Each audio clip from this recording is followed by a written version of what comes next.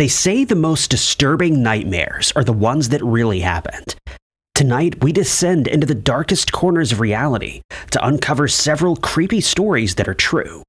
Cases so shocking, so twisted, they blur the lines between fact and fear, some of which are mysteries that will never be solved. These are the top 5 most insane true crime stories.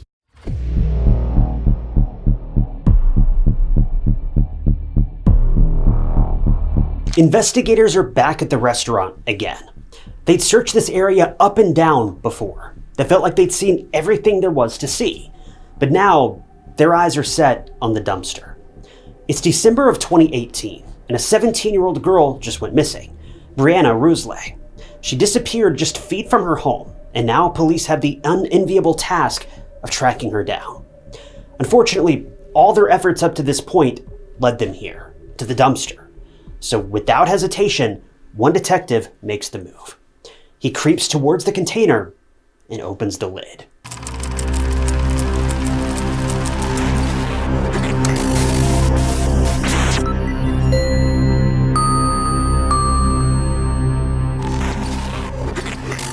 Welcome to True Crime Stories.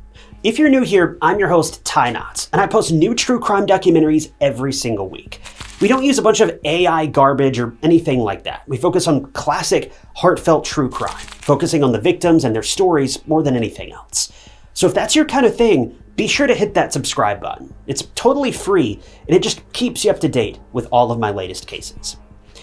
Breana Rouhselang was born on November 5th of 2001 in Mishawaka, Indiana.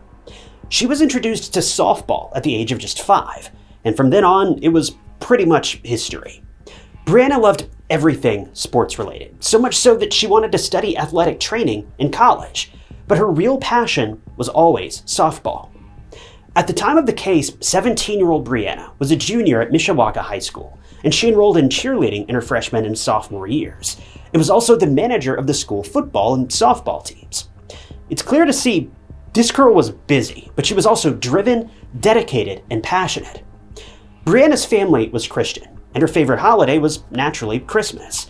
But outside of school and events, she spent most of her time with her family and her friends, but not one to slack off. She even used a lot of this downtime to help out with the local community events and festivals and things like that. Breana just didn't know when to quit.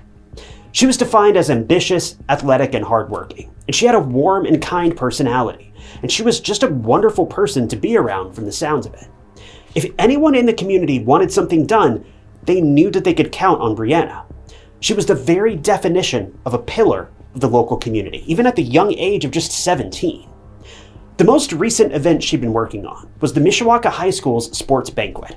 She was in charge of getting things scheduled and getting invitations mailed out.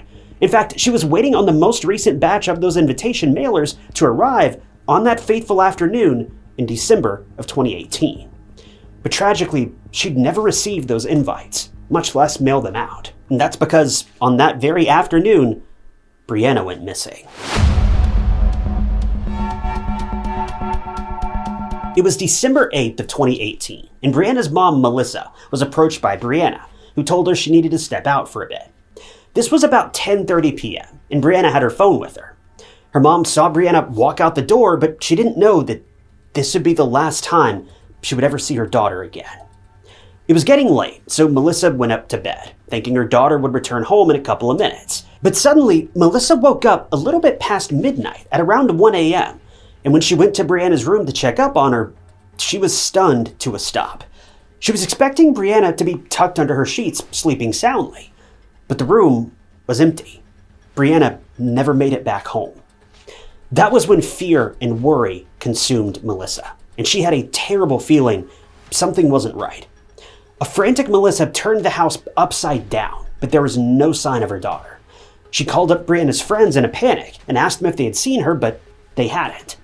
So Melissa finally woke up everyone in the house, and the detectives were called in the early morning hours of December 9th. 17-year-old Breana Rouhselang was officially reported missing. Initially, the investigators weren't too worried about Breana's disappearance. They thought that Breana was going through a rebellious streak, and perhaps she just needed to spend a night somewhere else. typical stuff when the police get involved with missing person cases involving teens. It's the same story every time. Teen goes missing, police downplay it and claim that they're just a runaway, and then lie to the family and say they have to wait 24 hours. We've all heard it 1,000 times before. But this was when Melissa dropped a huge bombshell that led the detectives to take her daughter's missing person investigation seriously. The plot twist was that 17-year-old Breana was pregnant. And yes, you heard that right, Breana was 6 months pregnant at the time of her disappearance. So this was now really worrisome for everyone. Was Breana possibly in trouble? Did she need medical help? And where would she be at such an ungodly hour of the night? But also, who was the baby's father? Well, this is exactly what the police asked Melissa, and she gave a name to them. It was none other than Breana's boyfriend, Aaron Trejo, who was 16 at the time. But their relationship isn't what you think it is. If anything, Breana and Aaron's relationship was a secret, and it wasn't until some time ago when Breana broke the news of her pregnancy to her mom, because, well, she wasn't able to hide it anymore. So who was this Aaron guy? Well, hang on for just a moment because we'll get back to this, but before the detectives could find this out, they needed to know why and where Breana went so late in the evening. Well, this was when investigators were made aware of another detail. The reason Breana had left home that night was to meet up with her boyfriend, Aaron. Now, this was odd to the investigators for a lot of reasons. First of all, the timing just didn't make sense. What could be so important that two teenagers had to discuss it with each other late at night? And why couldn't they settle this over a phone call? Secondly, the meeting place that Aaron suggested raised many red flags for the detectives and really anybody who heard of it. Meeting behind the family's house. That's just a little bit weird. But anyway, phone records showed that Aaron texted Breana that they should meet up behind Breana's house in a dark and remote alleyway. Obviously, things were not looking good to the police, and they immediately needed to get in touch with Aaron to figure out where Breana had gone and if she was even safe or not. Naturally, police were highly suspicious of this Aaron guy, but nothing could have prepared them for what they were about to encounter next. In the early hours of December 9th of 2018, without wasting any time, the police brought 16-year-old Aaron Trejo into the police station for questioning. He hadn't done anything wrong, but for all the obvious reasons, they wanted to talk to him about why Breana had simply vanished like she did. This was also when the detectives found out that when Melissa woke up at 1 a.m. and failed to find her pregnant daughter in the house, she'd called up Breana's friends for more information. And well, one of the people that Melissa called was none other than Aaron. Melissa knew that Breana was stepping out to meet with Aaron, so he was the first person on her list of people to call. But what Aaron told Melissa led her to become even more confused. See, Aaron told Melissa that he was at home, and even though he did ask Breana to meet up, she never showed up. Aaron explained that he waited for a long time behind Breana's house, but then when he knew that she wasn't coming, he decided to just go back home. Aaron also claimed that he called and texted Breana multiple times, but she just never picked up. Aaron said that he was feeling a little bit annoyed, if he was being honest, so he just left. So first, Breana didn't show up, and now she wasn't picking up her phone to even let him know that she wasn't coming. I mean, I'd be a little bit annoyed too. Well, when the police initially questioned Aaron about Breana's disappearance, he basically told the officers the exact same thing that he had told Melissa. He had texted her to meet up, she never came, and after waiting and calling and texting multiple times, he just went back home. So the detectives were left confused. Well, the police decided to go to the very place Breana was supposed to go, and it was a good place to get started. So they headed to that dark alleyway behind her home. Well, when the investigators got there, they didn't need much to know that something terrible had happened. See, Breana was wearing a hat as well as glasses when she left home to apparently meet up with Aaron. That hat and those glasses were found almost immediately, and the eeriest detail was that both of these things were stained in red. There were also huge stains that pooled on the ground in the alleyway, and the detectives knew one thing for certain. They were now standing in a crime scene, and whatever had happened to Breana was pretty gruesome.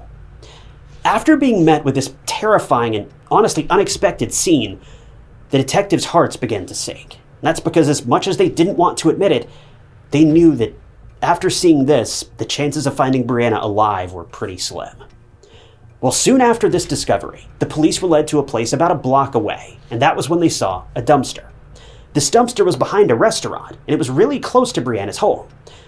The detectives were dreading opening that dumpster, but they had to take their chances. When the officers opened the dumpster, they found a few black plastic bags, but after poking and prodding a bit, they felt something unusual. Some of the trash bags had sort of a give to them, and there was something poking out of one of those bags, and it looked like a fabric scarf of some sort. When the police honed in on the weird plastic bags and checked them, their eyes caught a terrible sight, because inside one of these bags, a young girl, possibly in her teens, was found lifeless and with multiple wounds to her body.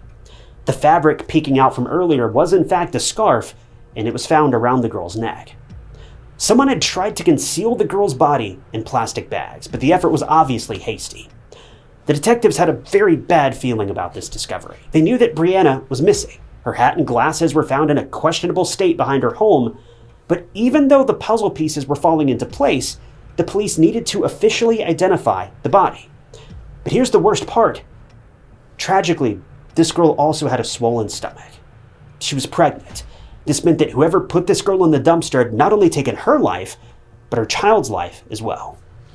Soon enough, her body was sent for identification, but this was really nothing more than procedure, because taking one look at this girl, detectives knew without a doubt it was Breana. Neither she nor her baby had survived. At this point, the police's search for Breana had tragically come to a stop. Breana had lost her life, and not only this, but her baby didn't make it either. And when detectives informed Breana's family, they were beyond broken. Breana's stepmom, Nicole, was completely dumbfounded and in shock. Nicole had known Breana since she was 6, and now Breana was going to be a mom, but sadly, she would never get to experience this because her life was taken from her so brutally. Breana's family had a really hard time wrapping their heads around the entire situation. It just didn't make any sense. Breana was home just hours ago. There's no way she was now found in a dumpster. None of this was adding up, and it felt like a weird fever dream. Breana was supposed to be planning for college, but now her family was planning 2 funerals. All of this was wrong, but it was reality. The community was also fearful. They were concerned that this was the doing of someone malicious, and rightfully so. Now, the place where Breana was supposed to meet Aaron wasn't the safest. It was dark, and no one knew what happened in that alleyway. But it still was everyone's hometown. They were all terrified. The community was obviously looking at the police for answers, and they wanted the perpetrator behind bars ASAP. Well, that's exactly what the investigators set out to do, because they had a suspect in mind. It wasn't a random person, though. To the police, the attack on Breana looked very personal and rageful, and it was certainly a crime of passion. Pretty soon, the autopsy results came back, and they revealed that Breana was attacked with a sharp weapon, but the assailant had also tried to suffocate her with that very scarf that was found around her neck. All of these signs hinted that the attacker might have been someone who knew Breana, and luckily for the police, they already had their sights on one particular person. The police had already spoken to Aaron before, but now that Breana's body was found and he was possibly the last person who came into contact with Breana, it was only fitting that they dug some more and found out what really happened in that alleyway. When people got to know that Aaron Trejo was being questioned by the investigators in relation to Breana's murder, they were left even more confused, partly because it was bizarre seeing the police question a 16-year-old for the murder of a pregnant young girl. But the other reason was that no one knew that Aaron and Breana were even in a relationship in the first place, and they certainly didn't know that Breana was pregnant with Aaron's child. That was because Breana and Aaron, they were doing their best to keep their relationship a secret. See, Aaron and Breana actually knew each other since middle school.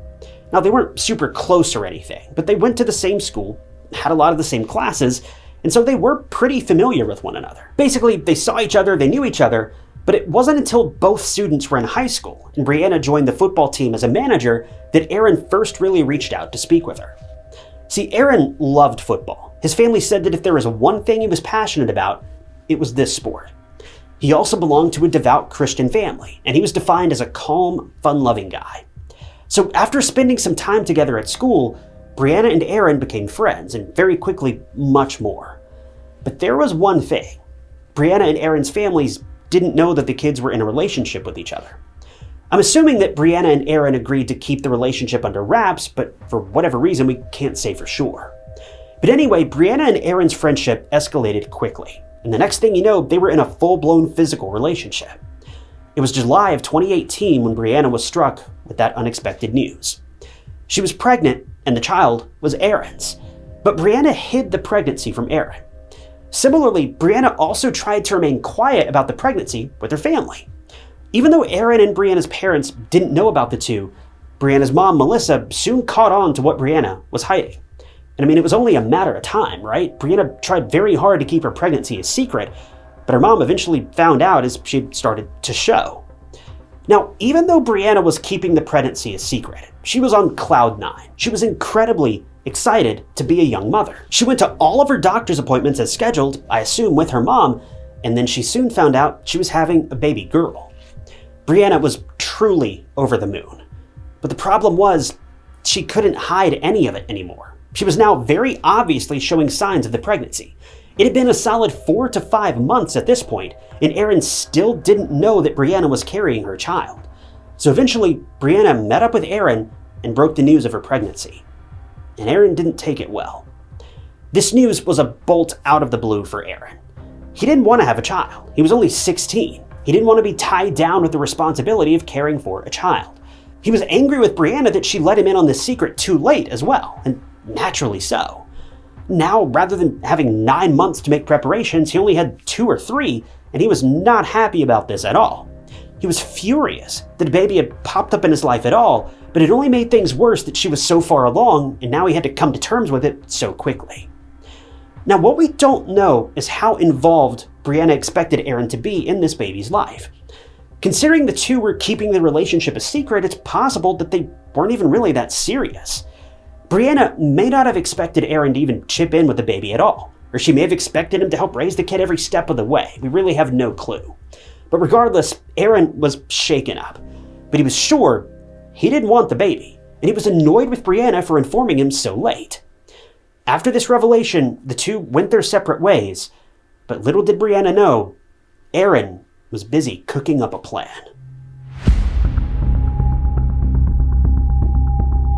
By now, with Aaron at the station talking with police, detectives finally and successfully managed to get him to open up, and he told them everything that we just went over, about the secret relationship with Breana, the unexpected news of the pregnancy after 5 months, and how he wanted nothing to do with the kid, his own child.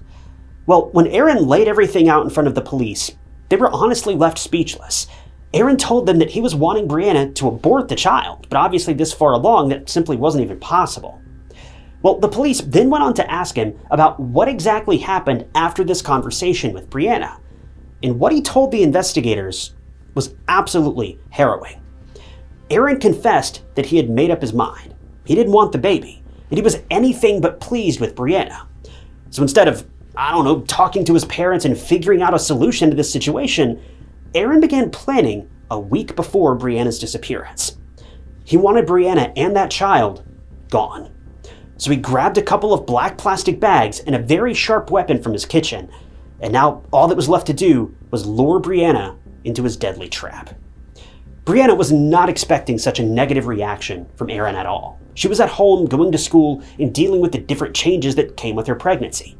She was tired, she had trouble catching up with her studies, but she was still really happy, and since it was December, she was counting down the days until her favorite holiday, Christmas.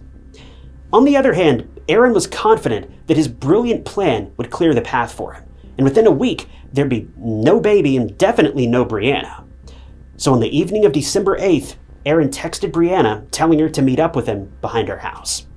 When Breana showed up, Aaron immediately started tearing into her about her pregnancy, how much he didn't want the child and how much he wanted her to get rid of it entirely.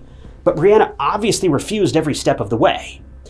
Well, that was when Aaron saw red, and he pulled out the weapon and aimed for Breana's chest. He attacked her again and again until she collapsed, and then he used the aforementioned scarf on her just to make sure that she didn't make it out alive. This was all so far beyond terrifying. But when you remember the fact that this was a 16-year-old boy doing this, it's something else entirely. Once Breana stopped struggling, Aaron covered her body in plastic bags and disposed of her in a dumpster, which was just a few steps away from Breana's home. Aaron disposed of his pregnant girlfriend's body like it was just a piece of trash, and in the process, he also took the life of his own unborn daughter. After the heinous murder, Aaron left the scene, but not before picking up the murder weapon and Breana's phone. He dumped these two things in a nearby lake and then went home like nothing even happened. It is unbelievable that a teenager could be capable of such a heartless crime, all because he didn't want his life to change, due to decisions that he himself had made. After the detectives heard all of this, they knew that they were right to have been suspicious of Aaron. Aaron then proceeded to tell the investigators that, quote, "I took action. I took her life." When the detectives asked about the choice of the murder weapon, Aaron explained that he made the choice strategically because he wanted Breana to die faster. Do I need to remind you again that Aaron is only 16? At the end of it, Aaron was charged as an adult with 2 counts of murder, one for Breana and one for baby Aurora. On October 31st of 2019, a little less than a year after Breana's murder, Aaron entered the plea of not guilty, but he later changed it to guilty. And after all was said and done, he was sentenced to 65 years in prison, 55 years for the murder of his girlfriend Breana, and 10 years for Aurora. Aaron will probably be out of prison sometime in his 70s. Breana's funeral was held on December 17th of 2018 at New Life Baptist Church. She was laid to rest surrounded by her loved ones, who were broken-hearted and grief-stricken. Breana was a cheerful, sweet, and strong girl who had so many plans for her future. She was so incredibly excited to meet her new daughter, and she was ready to embrace the changes life had thrown her direction. But now, all of that had been thrown out in the blink of an eye. All because the father of her baby didn't want it, and he was angry with her for telling him so late. All of this was needless because the situation could have been easily handled if only Aaron and Breana had involved the adults in their lives and given them the rundown. Rights could have been signed over. Adoption could have been an option. Heck, even if the guy just grabbed his things and ran away, anything would have been better than this. 2 families lost their daughter and their son, all because of the actions of one person. And now, their lives will never be the same again. Breana's parents still can't get over the sheer horror of how they lost Breana. To this day, whenever they look at Breana's contact or her texts in their phones, they're forced to relive that tragedy, knowing that they won't ever get another goofy reply back from their daughter. All of this, and for what? All because one stupid kid just didn't want to grow up.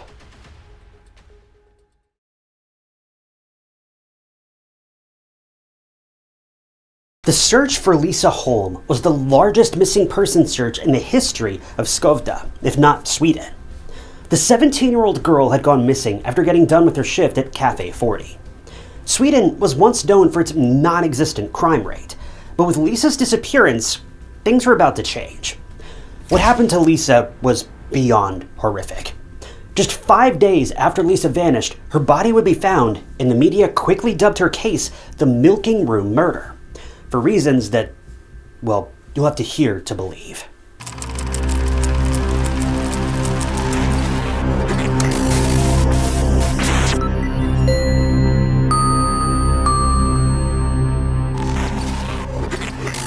Welcome to True Crime Stories. If you're new here, I'm your host, Ty Knotts, and I post new true crime documentaries every single week. So if you're into that kind of thing, and let's be honest, if you're watching this video, you probably are, be sure to hit that subscribe button. It doesn't cost anything and just keeps you up to date with all my future videos.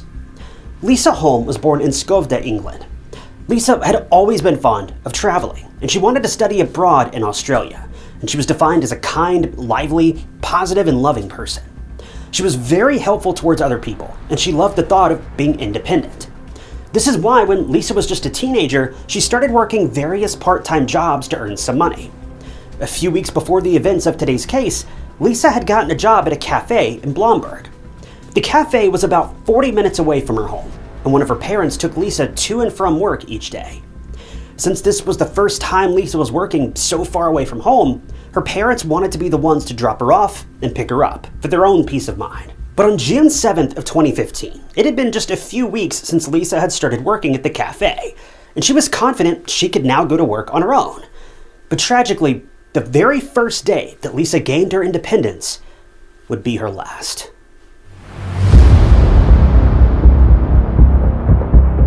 Lisa's parents had gotten her a moped for traveling to and from work. Even though her parents were a bit apprehensive about letting her go to work on her own, they knew how important it was for Lisa to experience this on her own. So on June 7th of 2015, Lisa grabbed her stuff, hopped into her moped, and headed to the cafe without any problem. The cafe was busy, people were going in and out, and time flew by. Before Lisa knew it, the clock struck 6 p.m. and it was time to wrap everything up, and Lisa sent a text to her dad a little before 6:30 saying she'd be home soon. Back in Skovda, Lisa's parents were happy and relieved that their daughter had finally gotten free from work and she was on her way back. They were grateful that things had gone by uneventfully. But that wouldn't be the case for long. Sometime later, Lisa's dad received a call from Lisa, and when he picked it up, there was something weird on the other end of the line. Lisa's dad kept calling her name, but he heard other people in the background and some disruption like car doors opening and slamming shut before the call got disconnected. This incident put Lisa's parents on edge, but they chalked it up to just being a pocket dial. Maybe Lisa was on her way and her phone accidentally pressed some buttons and called her parents. So they waited for Lisa to come home. But 40 minutes went by, then an hour, and then 2 hours, and Lisa still wasn't home. This was very unsettling for Lisa's family.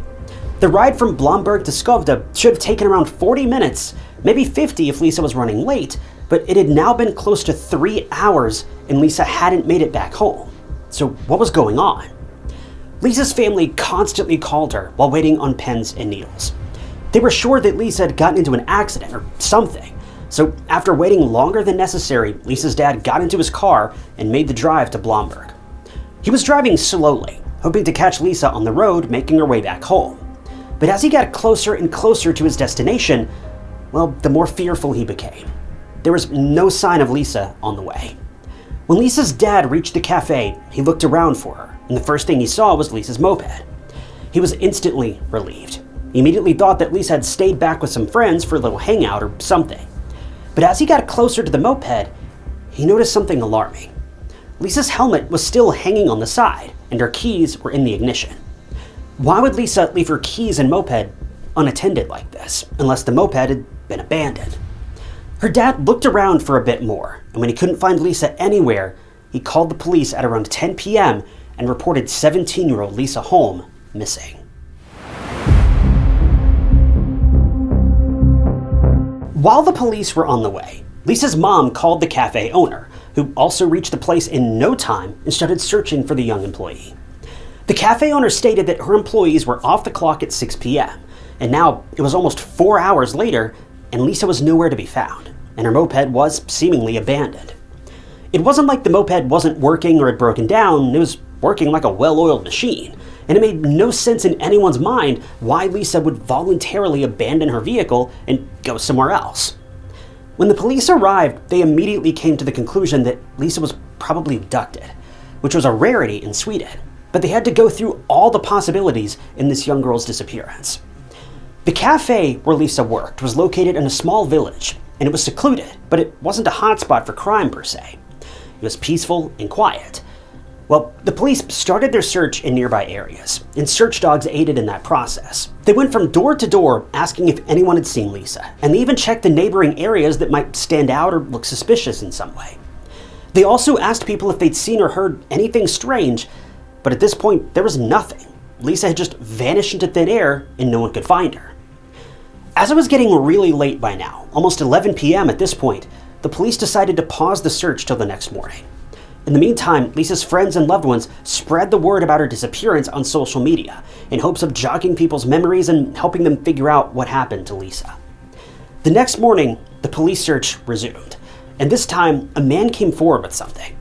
He worked at a barn right across from the cafe, and he noticed a discarded motorcycle glove on the ground of one of the barn rooms. The man immediately turned the glove into the police, and the investigators asked Lisa's parents to identify this glove as Lisa's. And the answer came as an unsettling revelation.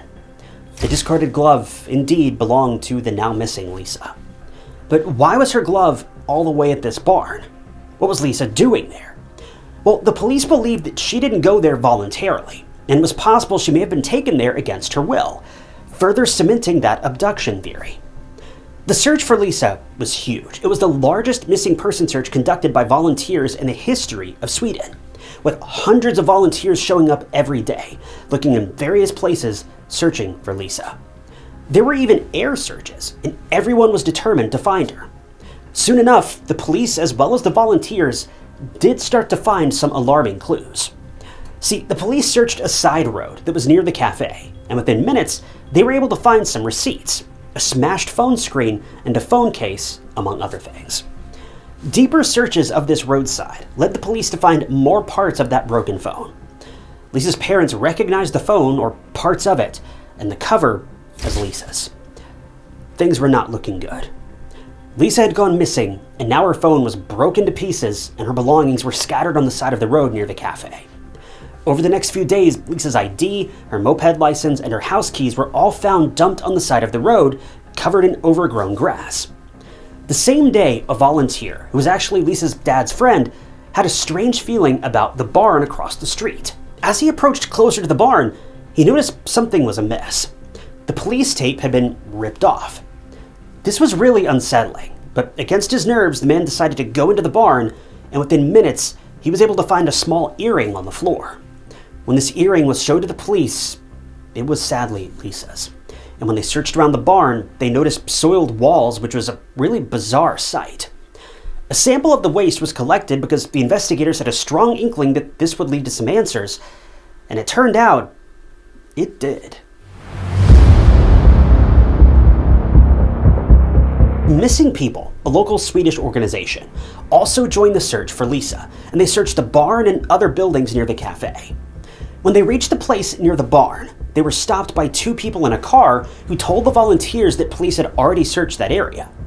Now, this interaction left the workers of Missing People uneasy. Why would some random people try to stop them from searching a specific area for a missing girl? Regardless, after the car sped off into the distance, the workers resumed their search, and they found some things.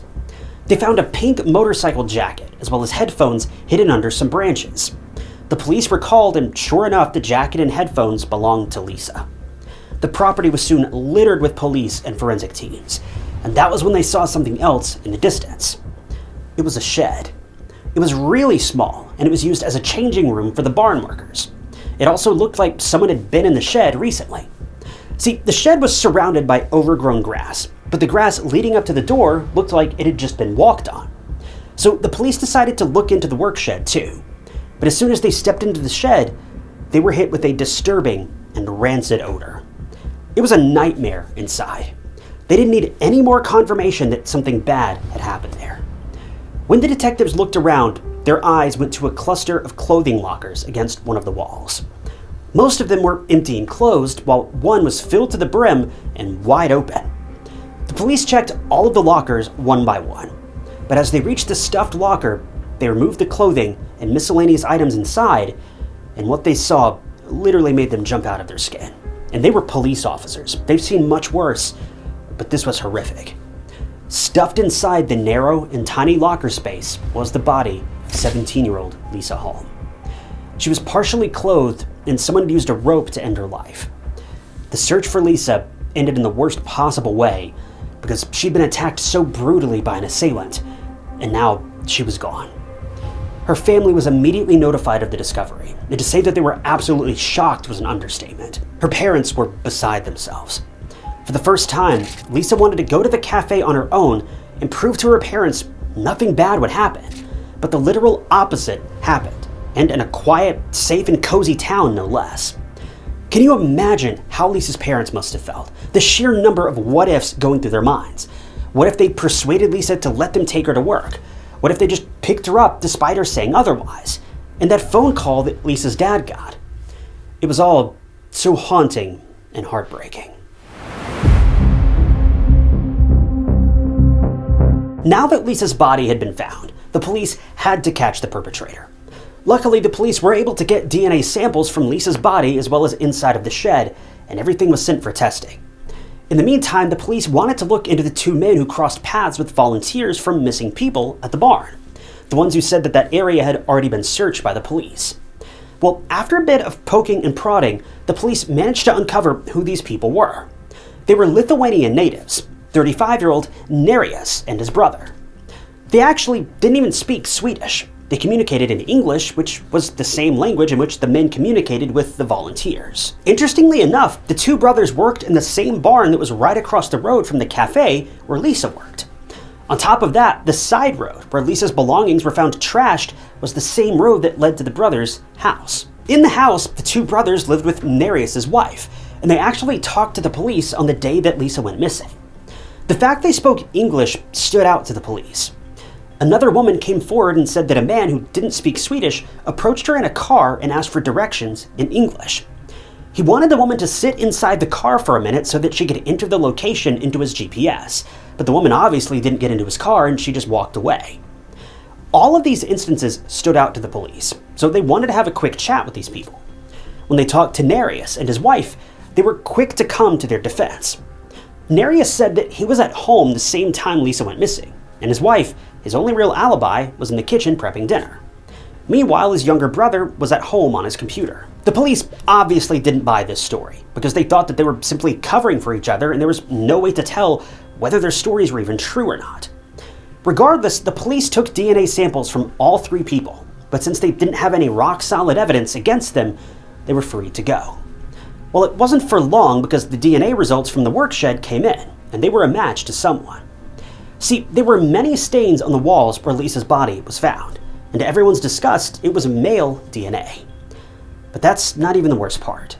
See, the shed had a small space with a window that overlooked the cafe where Lisa worked, and most of the male DNA was found on that wall near that window. I don't think I need to go into detail about what this suggests, but the DNA found in the work shed matched that of Nerijus. So from the looks of it, Nerijus was a pervert and kind of a peeping Tom. He basically spied on female employees, including Lisa, from the window of the shed across from the cafe. And remember those traces of human waste found in the barn? Well, that was also Nerijus's doing.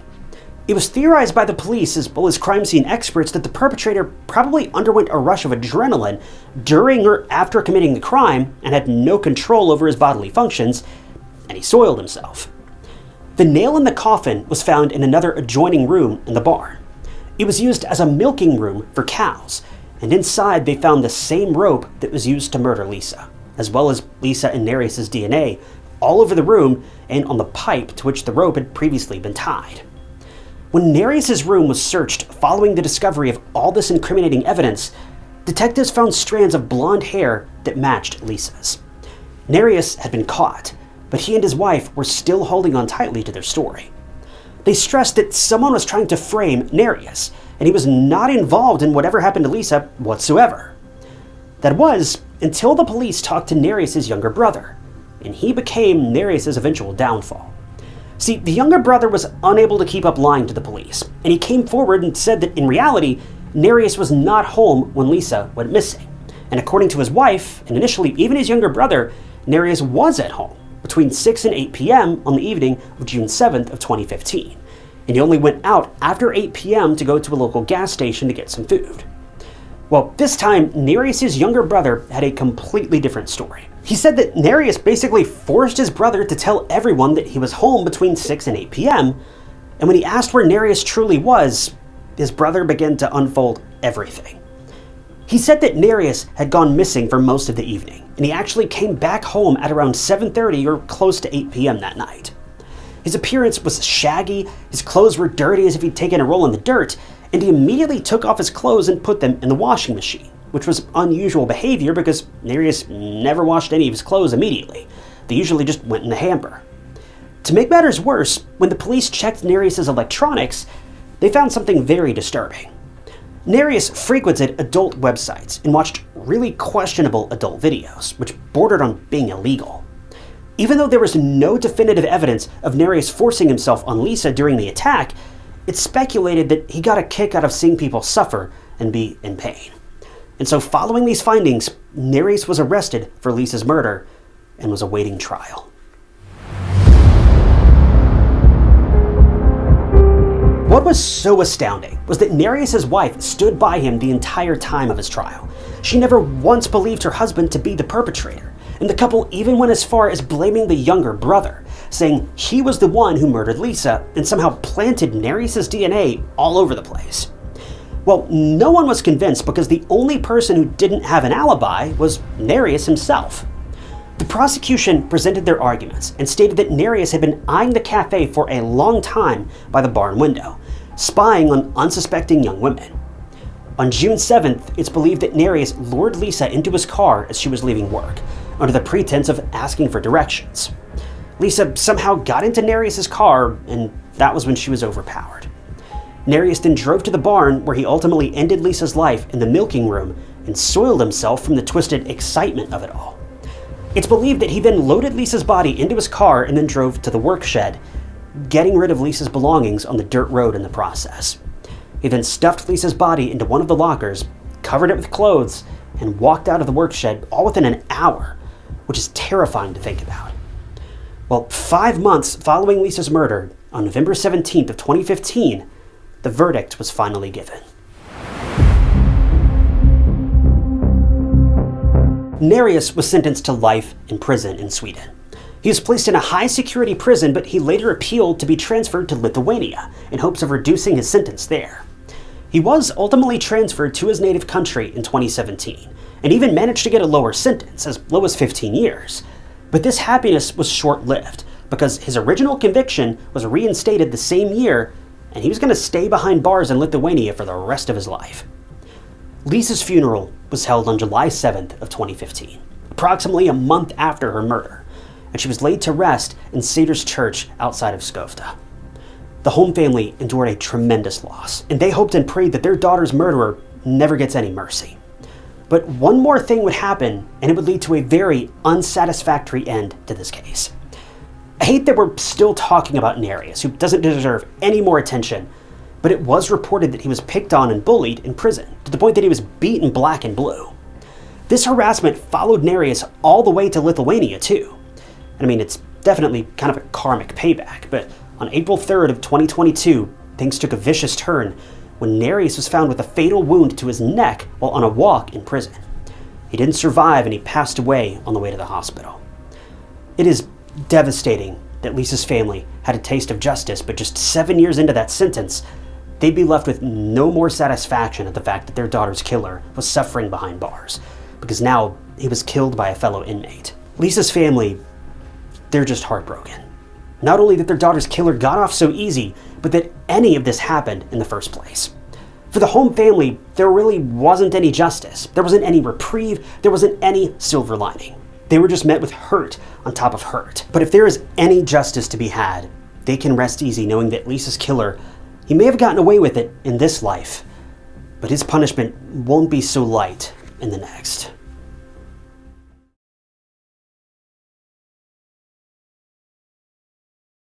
The setting is Brisbane, March of 2014. It's late, the streets are quiet, but not empty. Under the glow of street lamps, a young woman makes her way home from the library. She's tired, but she's focused, and she's only a few minutes away from safety. Her name is Sophie Collombet, just 21 years old, bright, ambitious, and thousands of miles from her family back in France, chasing her dream of a future in business. But that night, Sophie never makes it home. The next morning, she's found brutally murdered in a riverside rotunda. No witnesses, no clear answers, just a violent mystery that will shake the city to its core and leave everyone asking, why Sophie?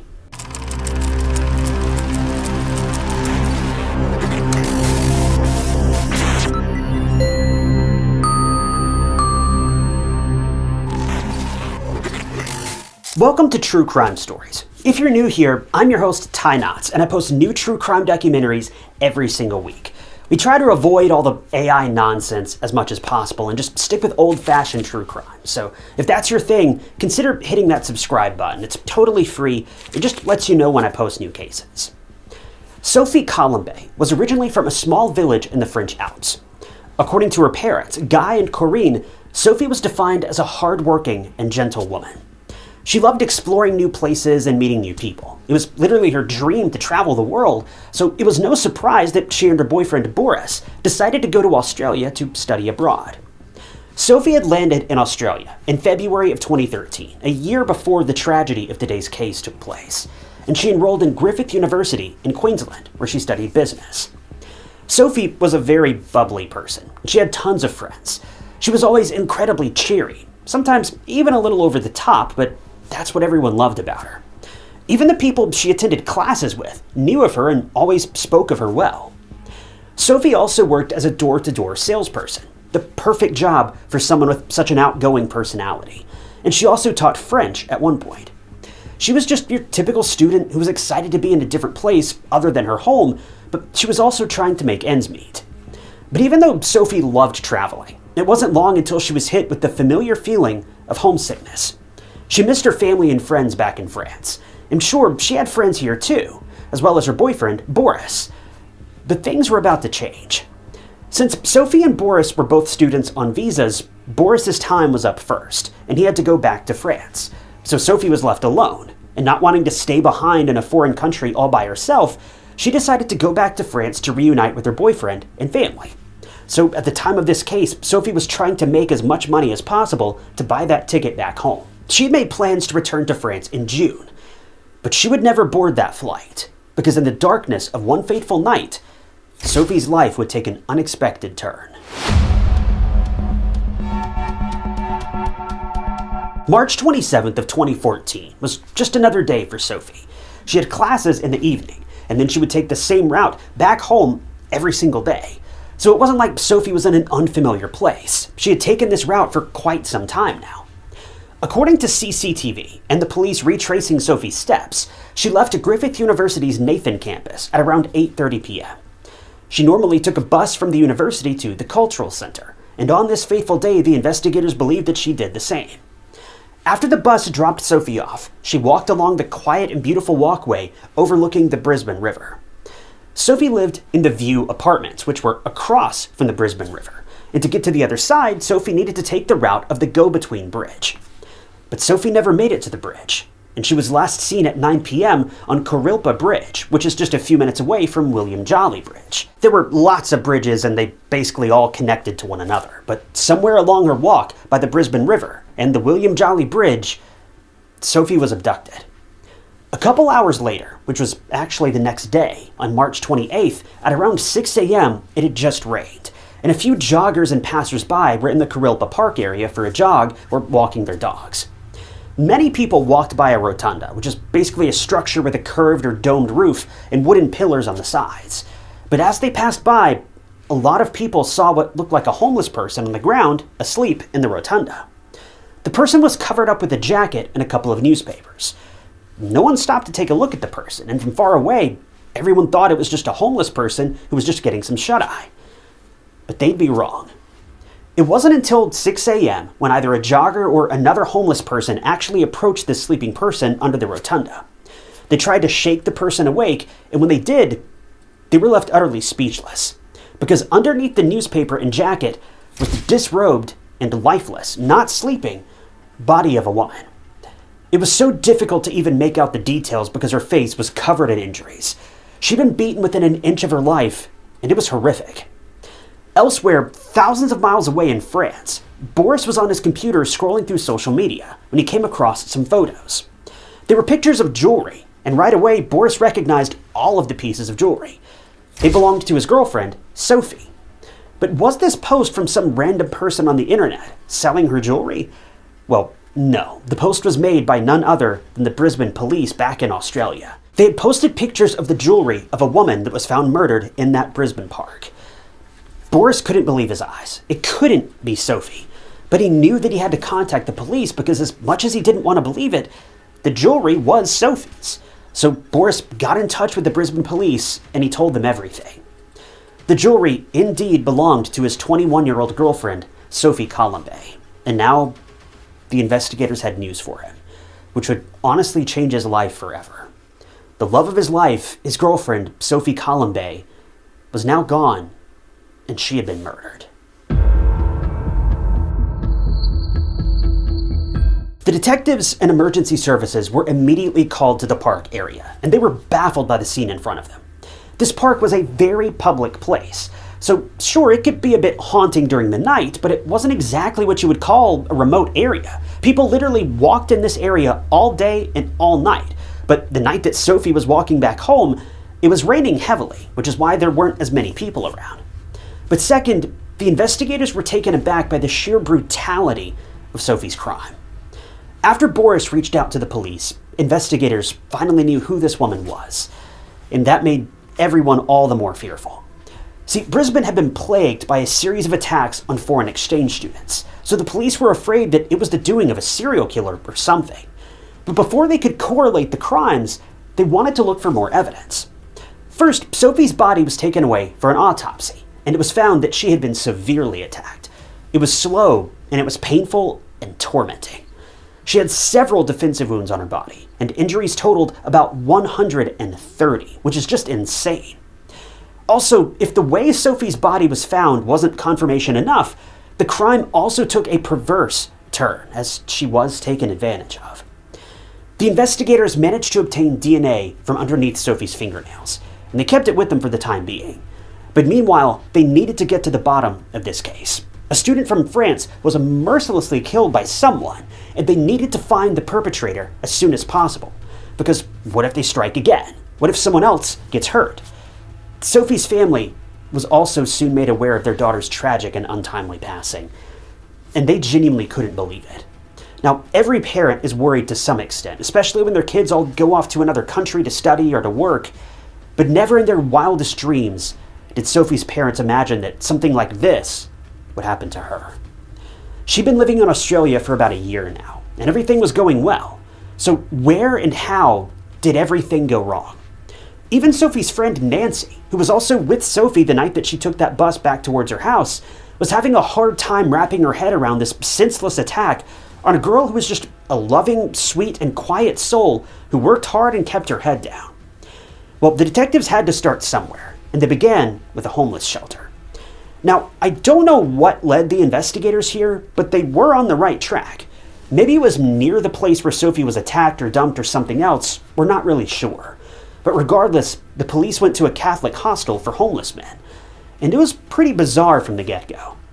The investigators found out that the men, who were mostly criminal offenders who were recently paroled, lived in the hostel, and they had a curfew. But one of the men living in that hostel always breached these conditions. Although it wasn't like the hostel was taking any strict measures against this man. He was basically allowed to do whatever he wanted without consequence. The detectives were immediately on high alert when they heard this detail. And call it an investigator's instinct or a sixth sense, they just knew that there was something fishy about this particular guy. His name was Benjamin James Millward, and he was originally from Ipswich, Queensland. After scouring through hours of CCTV footage of the same day when Sophie was last seen, and the same area in which she was seen in, the investigators finally had a lead. They saw a similar face in the footage, lighting a cigarette and walking nonchalantly in the same place as Sophie. We don't know a lot about Benjamin, but all you really need to know is that he was no stranger to prison or crime, for that matter. He'd been arrested multiple times for violent crimes and burglary, and on top of that, he was also involved in illegal substance trade, and he was just a bad seed in the community. He would start brawls out of nowhere, he was perverted, he was a creep, and prison was the only appropriate place for a menacing man like Benjamin. Well, the police wanted to get their hands on this guy, so they started their search. They looked at CCTV footage, figured out where Benjamin was going. In 2 weeks after Sophie's murder and her body being found, Benjamin was finally arrested in New South Wales, where he had just applied for a job at an agency. No sooner than they arrested him, officers received a DNA sample so that they could compare it to the DNA found on Sophie's body. But this was easier said than done, because these types of things, they take time. So with that, officers could do nothing but wait. When Benjamin was in custody, the detectives grilled him with questions. But the one burning question they had, more than anything else, was, does this DNA match what was found on Sophie? Well, soon enough, they had their answer. Yes, the DNA was a match. So although it was now proven that Benjamin was there when Sophie was attacked, and that he was likely the attacker, the investigators still wanted to get all the details from this man himself. But Benjamin ran into a problem. He told the police he couldn't remember much of the attack. And why? Well, because he was high out of his mind. It turns out that when Benjamin attacked Sophie, he was under the influence. And so much so that from the sounds of it, this guy couldn't even see straight. This was honestly so baffling for the police. They knew that Benjamin wasn't a model citizen by a long shot, but to escalate from burglary to a serious, violent, and perverse crime that led to murder was just a lot for anyone to take in. So the investigators decided to backtrack and ask Benjamin what he'd been doing that night when Sophie was attacked, and also where on earth did he get his hands on the illegal substances. Well, Benjamin stated that he was living in the aforementioned hostel after being released from prison, and it was actually another person in that hostel who gave Benjamin the goods. But he admitted to the detectives that he frequently broke curfew and left the facility at all hours of the night, but never got in trouble for it. He also admitted to just straight up never coming home at one point and just staying out doing whatever he wanted, however long he wanted. The authorities not once seemed to notice, and if they did, they certainly didn't mind. Now, you might be thinking, where was Benjamin going so late at night? Well, more often than not, he was out getting drunk with his friends. The night that Sophie was attacked, he was with another friend at his apartment, and he spent the entire day sharing illegal goods with his friend and drinking. He recalled that on this particular night, he left his friend's apartment and he crossed paths with Sophie, but the rest of the details in his mind were hazy. During his questioning in custody, Benjamin claimed that he doesn't remember all of the details of the attack, but what he does remember is taking advantage of Sophie. He remembers assaulting her as well, but certainly not claiming her life. What was most tragic of all is that he remembers clear as day that he never had a weapon with him, meaning he chose to end her life with his bare hands. And do I need to remind you that he was just doing this randomly? He attacked Sophie not because she did anything to provoke him, but for no reason at all, only because he crossed paths with her. It is just so frightening to even think about how Sophie must have been feeling. It was raining, she was going home after classes, and out of the blue she's attacked by this guy who is very clearly deranged and hopped up on who knows what. I can't even imagine the fear. But something else that Benjamin divulged is really going to make you angry, as it did everyone. It turns out when Benjamin was finished with his crime, he left Sophie there alive. While he claims that he only remembers certain hazy details of the crime, he clearly remembers that for a fact she was alive when he left her there. He admitted that he snapped out of it and realized what he had done, and he tried to soothe Sophie, and he told her that he was going to go get some help, but he never did. And somehow, this just makes everything much worse. I don't know what was going through this guy's mind, but clearly, he didn't get her help. He just covered Sophie's body with his jacket and a couple of newspapers that he found nearby, and ran off with her phone, her clothes, and her other belongings. He never had any intention of getting Sophie help, obviously, or he would have left her with her phone. So why he told her this, it must have been his twisted idea of some sort of cruel joke. If you remember, people literally saw Sophie lying on the ground, covered in a jacket and newspapers. It's believed that Sophie was still alive at that time, and if only someone could have checked on her earlier, maybe she could have survived, but no one did. People passed by a barely alive Sophie and thought that she was just a homeless person sleeping under the rotunda. She clearly wasn't. She needed help. It's believed that sometime between the people who passed by Sophie and a concerned jogger or homeless person checking on her, well, during that time is when she passed away due to her injuries. But let me be clear, I don't blame the passersby. Seeing a homeless person passed out like this, it was a common occurrence. I truly don't believe anyone who passed her by had any idea that she was in need of help. They just thought it was yet another homeless person sleeping off a hangover or something, and that they'd load up and leave soon enough. But that doesn't change how utterly tragic it is that even if one person had stopped to check on her, she'd likely still be here. When people finally saw the news of Sophie being found murdered under the rotunda in the park, some of the people watching this terrible incident on TV were the very ones who passed by her and went on their way. The guilt and trauma that they likely felt after hearing this news, it was probably unbearable. At so many points, Sophie's life could have been spared, but it wasn't. And that's reality that every last one of these passersby is going to have to live with. This is the reality that Sophie's family is going to have to live with, knowing that dozens upon dozens of people could have saved their daughter, but they didn't.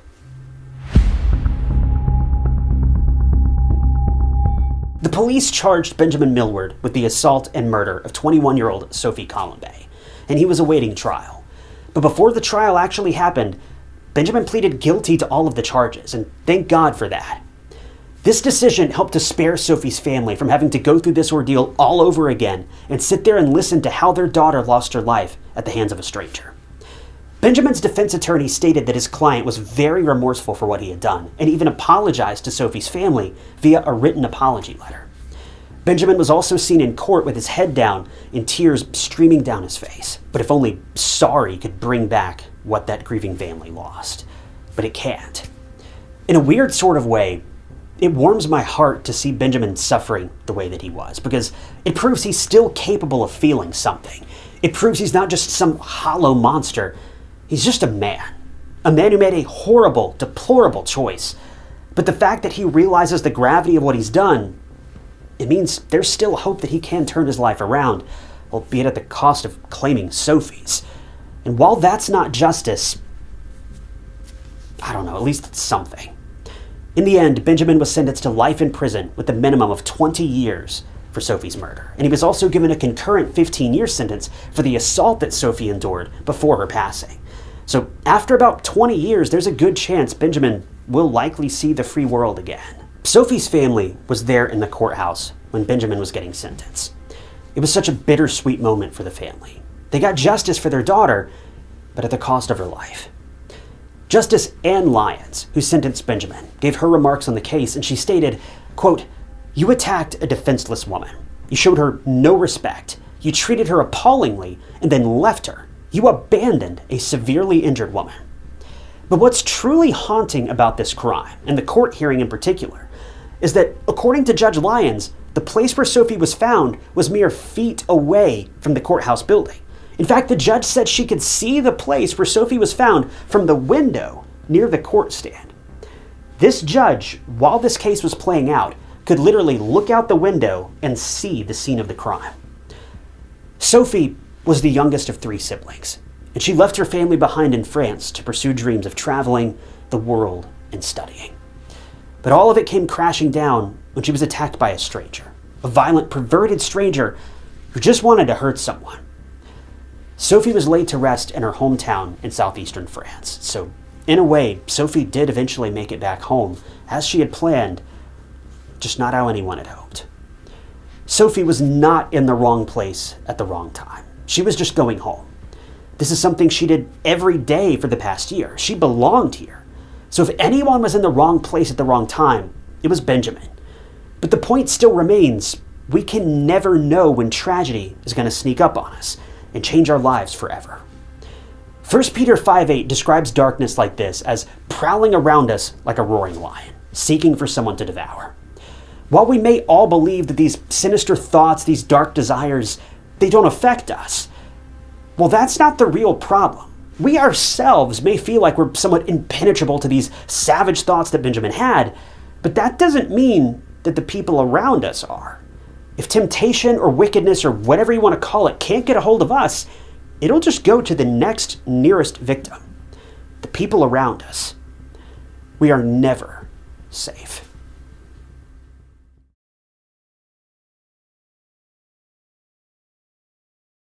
The Armada Police Department is looking for a phone, but it's not just any phone.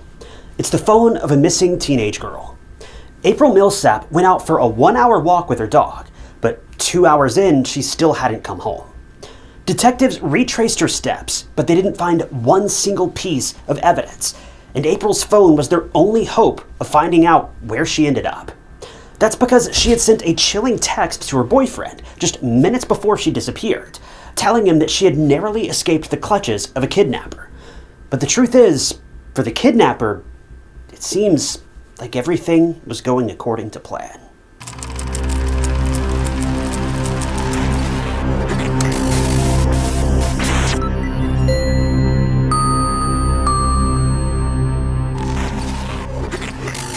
Welcome to True Crime Stories. If you're new here, I'm your host, Ty Knotts, and I post new true crime documentaries every single week, narrated by a real human person. So if that's your kind of thing, be sure to hit that subscribe button to keep up to date with all my future cases. April Millsap was the only child of Jennifer and Bobby Millsap, and she was born in Armada, Michigan, which is a small rural town with a population of less than 2,000 people. It's literally the textbook definition of a small town where everyone knows everyone. Now, I'm sure you've heard this a lot in these true crime cases. So-and-so lived in a small town where everyone knew each other. But a lot of times, that idea is a bit overblown. But Armada is literally a small town where people knew all their neighbors and their neighbors' neighbors and so on. To prove this, the town's detectives knew April by name and face because they saw her at the school bus stop while dropping their kids off almost every single day. That's how close-knit this community was. Because there was little to no crime in Armada, people generally thought that they were safe, and they didn't need to install an army of security cameras or even lock their doors, which isn't exactly a good idea, but it is what it is. The crime rate was low, almost non-existent, to the point where the Armada Police Department only had a couple of officers on duty each day.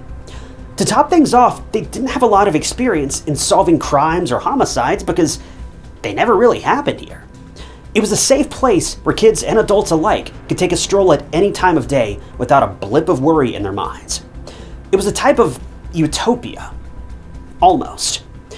April was defined as a kind and independent young girl, even though she was only a teen at the time of the case. She loved animals and wanted to become a vet when she grew up. Her parents had split when April was young, but she had a great relationship with both of her step-parents too, and the whole family hung out all the time. April also had a boyfriend at the time named Austin, and the two went to the same school and had been dating for about a year at that point. Their relationship was quite serious as far as teen relationships go, and they had a legitimate chance of being in it for the long haul. I mean, me and my wife met when we were that age, so things like that can certainly still happen, even in this day and age.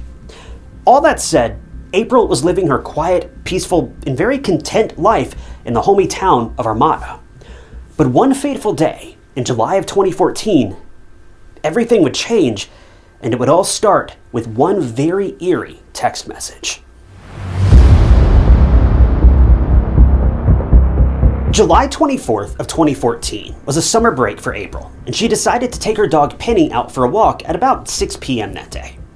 This wasn't unusual for April. She often walked Penny in the evening, and sometimes her boyfriend Austin would go with her, or her parents would join her too. Her walking route was also familiar, and it took her around an hour to walk her dog. It wasn't like she was taking a completely different or unfamiliar route from usual, so she wasn't going to get lost or anything like that. She knew the trail like it was her own backyard, so there was nothing to worry about. Or so it seemed. An hour passed by, then another 30 minutes went by, and then it was nearing 2 hours, but April hadn't made it home. Her mom, Jennifer, who actually suffers from a neurological disorder that impairs her speech and movement and whatnot, started to get really worried, but not to the point where she scrambled to call the police. She first decided to call April's friends and then her boyfriend, Austin.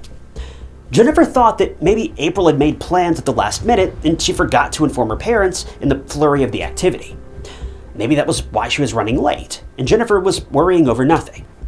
Jennifer was trying everything to reason with her worry. It never even crossed her mind that something bad would have happened to her daughter. Things like that just didn't happen here. True crime documentaries like this may as well have been fiction to the residents of that small town because the idea of violent crime, it was just such a foreign concept. Well, sadly, Jennifer's worry and fear only grew when April's friends, as well as Austin, informed her they hadn't seen her either. Austin even visited the Millsap home to comfort Jennifer, who was nearly losing her mind by this point. April would never just disappear off the radar like this. So where was she? Well, when Austin checked his phone, he almost stopped breathing. April had sent him a text at about 6:30 p.m., a good chunk of time after she walked out the front door of her house to walk Penny. Her text, well, it was very unsettling. In the text, April said, "I think I almost got kidnapped."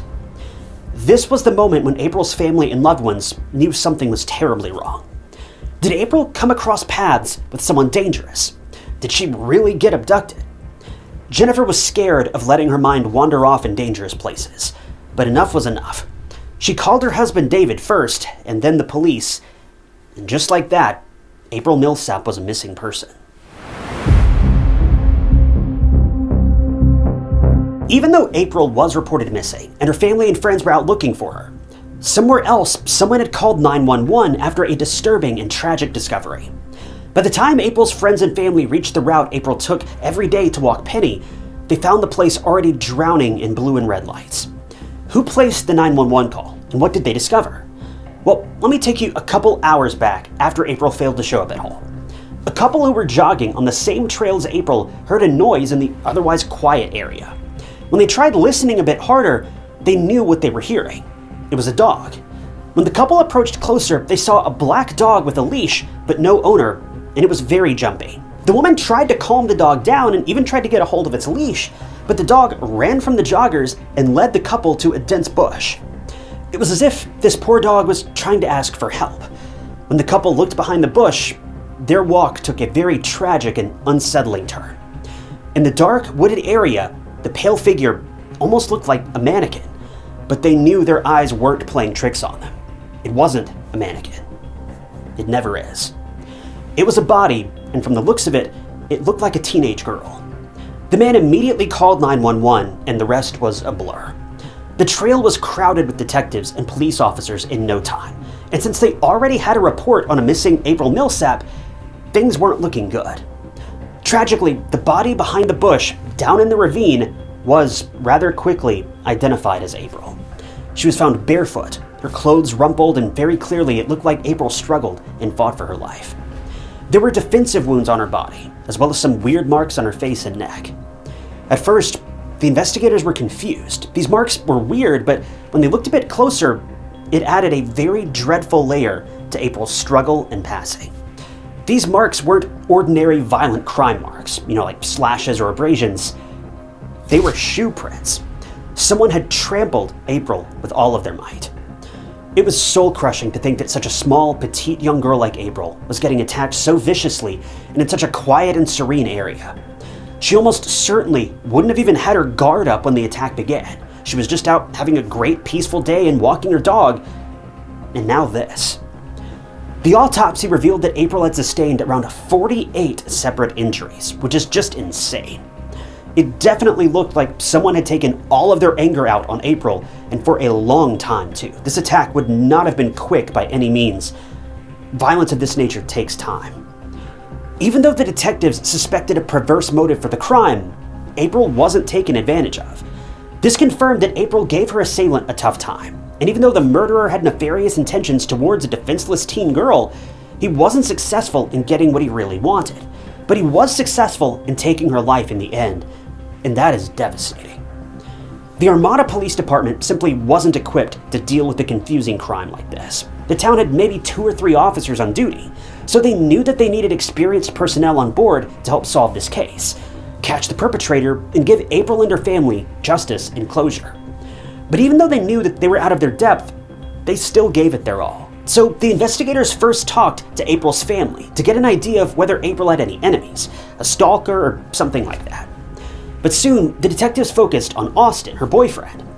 In most cases, the person closest to the victim is the most suspicious, and the fact that Austin received that text and didn't pay attention to it for a good chunk of time only made him more suspicious in the eyes of the police. Also, April and Austin had a bit of a falling out sometime before her murder, so the police were extra suspicious of him. But Austin had an airtight alibi. He was with a friend helping him with something, and then later the two were seen at a nearby McDonald's on CCTV. The boys were seen at about 6:30 p.m., which was the same time April had sent that text. But speaking of that text, it certainly is odd that Austin didn't really act on that message. He didn't even open the message or make any attempt to respond. Now, this is bizarre, at least until you know the full story. See, Armada, being a small town with hardly any local residents, didn't have the best cell service. It turns out when Austin was helping out his friend and later eating at a McDonald's, he didn't see the text because he never received it.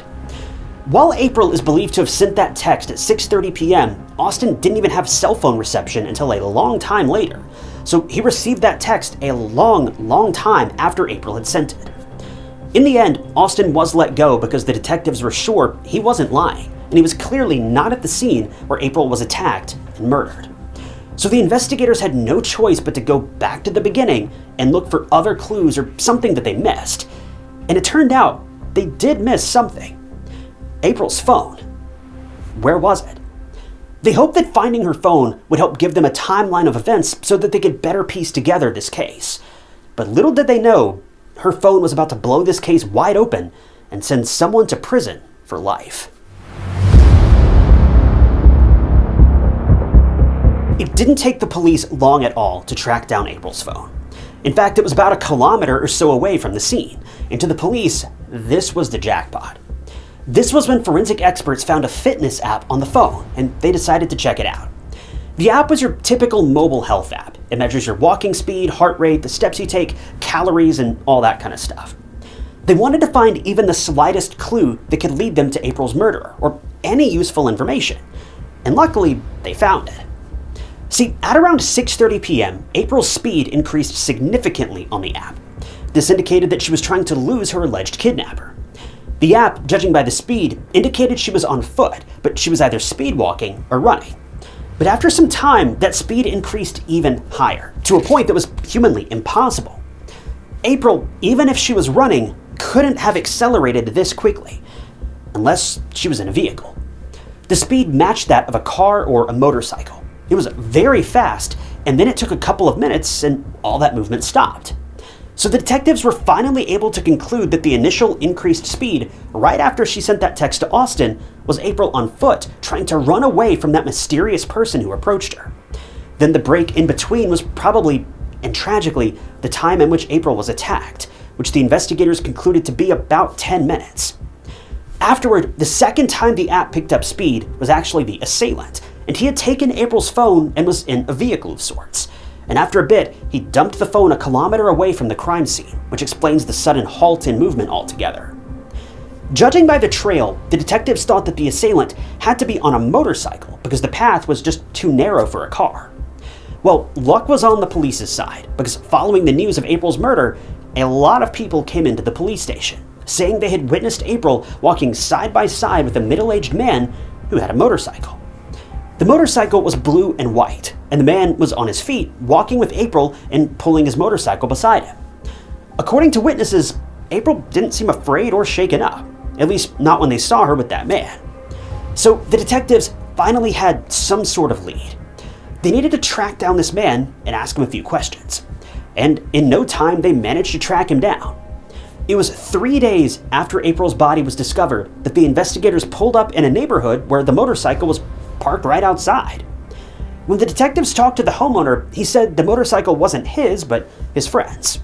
When the police asked him to elaborate, the man said that the motorcycle belonged to 32-year-old James Vencalis, who lived in Wales Township in St. Clair County. This was about 30 kilometers away from Armada. With that, the detectives made a beeline for Wales Township. Finding James Vencalis was easy, and he was brought into the police station for questioning very quickly. He was pretty cooperative during the investigation, but he claimed he had nothing to do with April's murder because he also had an alibi. See, according to James, he was with a friend at his house, but the detectives weren't buying his story. It wasn't a reliable alibi. James could have threatened or persuaded that friend to lie for all the investigators knew. So they decided to dig in for more information.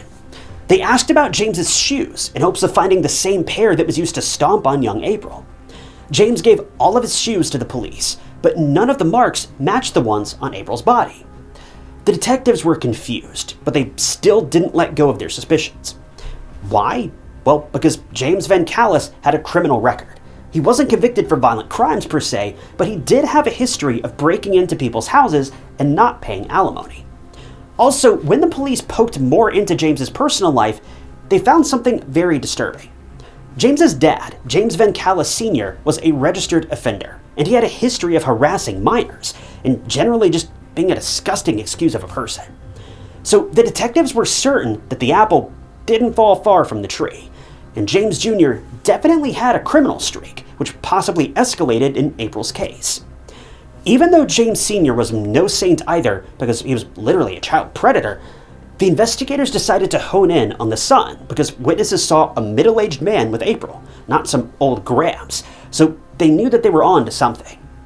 Ultimately, James Van Callis Sr. and Jr. were both arrested on illegal substance charges. But the main goal of this arrest was to gain a search warrant for the house. They wanted to search for those shoes. If they could find James Jr.'s shoes in the house, then this was a shut and done case. But the detectives were unsuccessful in finding the shoes or any trace of April's DNA in James's house. Even his motorcycle, which was checked and swabbed from top to bottom, had no foreign DNA on it. But it wasn't lost on the experts that the motorcycle was washed before it was taken in for evidence. And there was evidence that strong bleach or cleaning agents were used to wash the motorcycle clean. Even though the police were stuck at this point, someone came to their aid. It was none other than James Jr.'s girlfriend. Well, ex-girlfriend after all this went down. See, a woman claiming to be James's girlfriend went to the police station, and she remembered something very weird about James's behavior on the day April was murdered. She remembered seeing James coming home and asking for hand sanitizer. She then saw James cleaning his motorcycle, his helmet, and his black and white sneakers with that hand sanitizer. Now, this was where the investigators sat straight up. James never handed over a pair of black and white sneakers to them. James's girlfriend also explained that she never saw those shoes again after that evening. The detectives needed those shoes to pin him at the crime scene, and since he had disposed of them, the chances of reprimanding him for his crimes were getting slimmer and slimmer. That was until investigators stalked his social media, and in a lot of pictures, they saw James wearing the exact shoes that were now conveniently MIA. The police were eventually able to get their hands on an exact pair of those shoes. Obviously not James's, since he'd gotten rid of them somehow or another. But they wanted to match the shoe prints and markings on the shoes to those found on April's body. And lo and behold, once they acquired a pair, they were an exact match.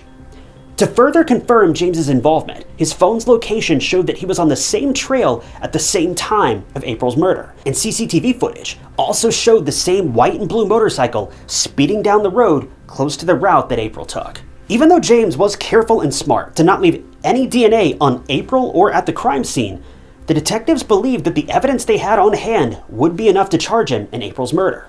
And that's exactly what happened. In October of 2014, James was officially arrested for the murder of April Millsap. James Van Callis Jr. was eventually charged with first-degree murder, kidnapping, and assault with intent to defile in April's case. And he pleaded not guilty to every charge, obviously. So the prosecution was the first to go with their arguments in the trial. The state believed that James had been eyeing a victim for a long time. His computer search history showed that he preferred teenage girls for his sick and twisted pleasure. And April was the perfect victim on that fateful day in July of 2014. She was alone, there was no one around, and he approached April with non-threatening intentions, or what he wanted April to believe, at least. When that plan went bust because April was obviously on a high alert and tried to get away from him, James savagely attacked April with his motorcycle helmet, overpowered her, and then took her life. The defense argued that James was being framed for a crime he didn't commit. There was no direct evidence to link him to the crime, and they claimed that the real perpetrator was someone else. The jury deliberated, and everyone was on edge for that final verdict. They were scared that James was going to get away with murder because he was smart enough to not leave any physical evidence like DNA. Well, the jury came back with the decision, and he was found guilty. James Van Callis Jr. murdered April Millsap, and it was calculated, intense, and callous. April had done nothing but protect herself from a creep, but in the end, she lost her life. Still to this day, James claims he had nothing to do with April's murder, but I think we all know better than that. April's mom, Jennifer, who was present at every court hearing, was relieved in the end. Her daughter's killer was finally behind bars, and even though he appealed right after his sentencing, he was kicked to the curb, and he'll most likely spend his entire life in prison. April's funeral was held on August 1st, 2014, and the community gathered to say their final goodbyes to an upbeat and bubbly young girl who had her whole life ahead of her. Pink ribbons were tied everywhere, on lampposts, utility poles, and trees, as well as on fences, leaving a small remembrance of April behind as she was laid to rest. Pink was April's favorite color, and this was the best way to remember her after she lost her life so suddenly and needlessly. I want to talk about April's beloved dog, Penny, too. She was right by her side until that last moment. It's possible that because of Penny, the monster preying on April had a hard time carrying out what he had originally intended to do. Penny was with April, her best friend, even after she lost her life. And it was because of Penny that April's body was found so quickly, and the detectives were able to get to work. If it weren't for Penny, there's a very solid chance April may never have been found. Penny was truly April's best friend in every way, and in the end, she was her family's saving grace, as without her, this case would have never been solved. But thanks to her, this disgusting man is now locked away, never to hurt anyone again. Penny has long since passed away, but her efforts to not only save her best friend, but also help someone find her body, they will not be soon forgotten. April's mom, Jennifer, will never be the same. She never thought in her wildest dreams that April would be taken away from her, a girl so kind and so generous, but she was. And that's why we've got to hold the people we care about closer and closer with every passing day, because you never know if today might be your last chance.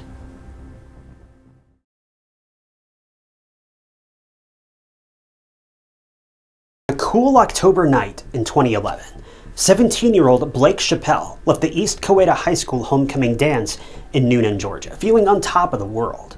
He had the perfect suit, the perfect date, and what felt like the perfect night.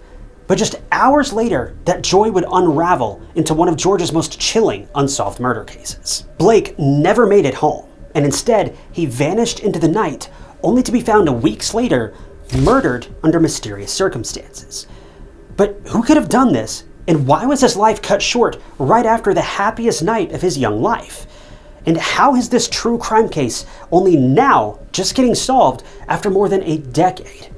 This is the haunting story of Blake Chappell's disappearance and murder, a case that has baffled investigators and disturbed the community.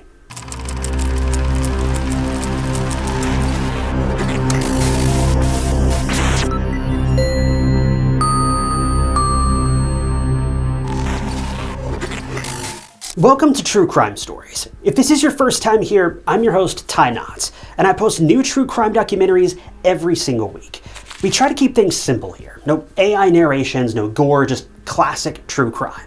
So if you're into that sort of thing, consider subscribing. It's totally free and just lets you know when I post new cases. Blake Chappell was a young boy living in Sonoy, Georgia. He was remembered as humorous, gentle, caring, and one of a kind. Blake loved playing Guitar Hero, as many of us angsty teenagers did around this time. But he also loved riding dirt bikes. Blake was also very kind-hearted. His mom said that Blake would bring stray animals home and even offer his friends to stay at his place if they didn't have anywhere to go. He was always thinking of others. He also deeply loved Halloween, more than any other holiday. He loved trick-or-treating and baking things, and he would even sell baked goods and energy drinks in his neighborhood and school with a small markup. All in all, he may have given some people a bit of a bad boy vibe with his appearance, but Blake was anything but one. He was an incredibly kind-hearted young man. When things got tough for the family, Blake took care of his mom after she suffered a stroke. And even though he was the youngest, Blake was very responsible. At the time of the case, he'd been dating his girlfriend Ryan for a good while. He'd essentially had to start his life over when the family moved to Sonoy, but he settled in relatively quickly. Overall, Blake was just enjoying life, doing all the typical teenage things. Life was going great. Until it wasn't. This was a very pivotal time in Blake's life, and this was what led him and his mom to moving to Sonoy in the first place. So stepping back to May of 2011, Blake was living with his mom in Jonesboro, Georgia, and he was dating another girl, not Ryan, at this time. Blake and this girl were young and in love, but something caused the girl to run away from home. Now, we don't know why she actually ran away from home. Some speculate that her home was miserable, whereas others believe that she intended to run away with Blake. We really don't know. But when Blake heard of this, he hopped on his bike and went out looking for her. But someone else was looking for the runaway girl too, her stepdad.